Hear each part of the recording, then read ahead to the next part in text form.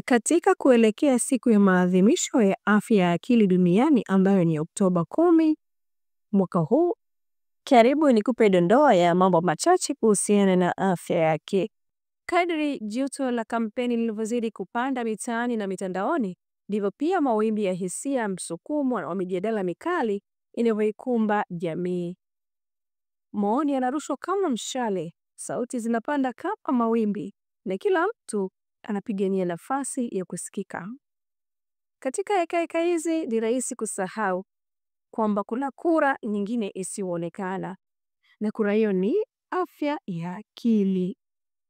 Kura hii huamua namna tunavyoishi, tunavyopenda na hata tunavyopiga kura za halisi.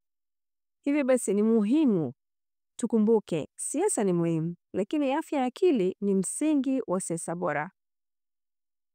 Siasa zetu huwa haziwezi kuwa imara ikiwa wananchi wanachoka kiakili kwa sababu ya maneno ya chuki, kejeli, fitina na mivutano isiyokuwa na tija. Tunahitaji siasa zenye kujenga na sio kubomoa. Tunahitaji hoja na sio matusi na uzushi. Ni faraja kuona serikali ya sasa inachukua hatua za kulinda uhuru wa kujieleza kwa amani, kutoa fursa kwa wanawake na vijana kugombea na kuboresha huduma za afya na elimu. Mambo ambayo moja kwa moja huimarisha utulivu wa akili ya jamii. Na pale ambapo mazungumzo ya kiafya yakihimizwa, ndipo tunajenga Tanzania yenye akili timamu, mioyo tulivu na siasa za matumaini.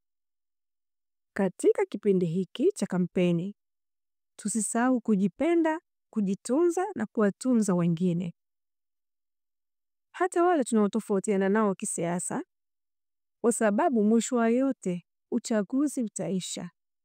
Lakini akili ni ya kudumu. Na kila mmoja anahitajika kuitunza afya yake ya akili. Tuzitunze afya zetu za akili kwa manufaa yetu na ya taifa letu.